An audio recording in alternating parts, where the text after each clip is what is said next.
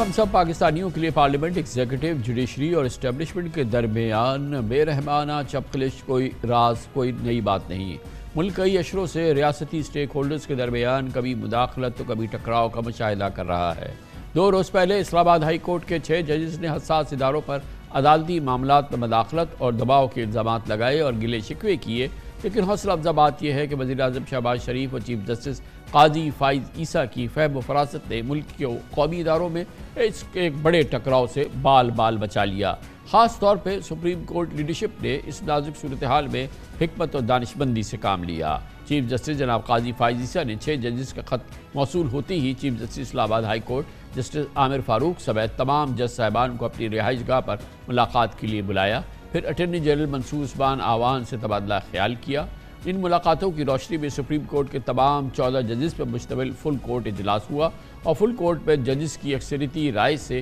وزیر اعظم شہباز شریف سے مشاورت کی خواہش کا اظہار کیا گیا۔ وزیر اعظم سے ملاقات کے بعد بھی سینئر ترین جج جناب جسٹس منصور علی شاہ اور رجسٹرار سپریم کورٹ کو ان ملاقاتوں میں ساتھ رکھا گیا اور اس اہم ملاقات میں انکوائری کمیشن بنانے پر اتفاق ہوا اور پھر دوسرا فل کورٹ اجلاس میں چیف جسٹس نے اس فیصلے پر سپریم کورٹ کے تمام جج صاحبان کو انکوائری کمیشن کی تشکیل کے معاملے پر اعتماد میں لیا۔ یقیناً اس وقت ملک سیاسی اور معاشی بحرانوں میں بری طرح سے پھنسا ہوا ہے۔ نئے IMF پروگرام کا بے صبری سے انتظار ہے۔ الیکشن کے باوجود داخلی سیاست کی ہیجانی کیفیت کو قرار ابھی ہمیں نہیں مل رہا ہے، جبکہ سی پیک مخالف حملے، دہشت گردی کی وارداتیں، قومی سلامتی کے چیلنجز ملک کی افق پر منڈلا رہے ہیں۔ اس پس منظر میں پاکستان کسی داخلی خلفشار اور محاذ رائے کا متحمل نہیں ہو سکتا۔ بعض حلقوں کی جانب سے کہا گیا کہ چیف جسٹس قاضی فائز عیسیٰ کو فل کورٹ اجلاس بلانے کے بجائے ججز کی شکایت پر سپریم جوڈیشل کونسل میں کارروائی کرنی چاہیے تھی یا آرٹیکل 184(3) کے تحت سو موٹو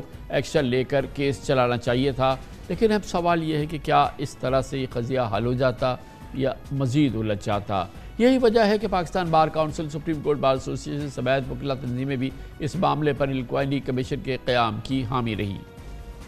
اب لگتا ہے کہ ریاست نے بھی آزاد عدلیہ کے تحفظ کی تازہ دم یقین دہانی کرا دی ہے، جبکہ امکان ہے کہ مبینہ مداخلت کی شکایات کے ازالے کے لیے سیاسی لیڈرشپ بھی مؤثر اور دور رس قانون سازی کرے اور اس سلسلے میں فیض آباد دھرنا کیس کے فیصلے پر عمل درآمد یقین بنائے۔ فیض آباد دھرنا کیس کے فیصلے کے پیرا نمبر 53 میں ایسے 17 نکات پیش کیے گئے تھے جن کے مطابق قانون کی بالادستی اور سیاسی آزادی سمیت حساس اداروں کی سیاسی سرگرمیوں میں شمولیت کو ممنوع قرار دینے کی رہنما ہدایت جاری کی گئی تھی۔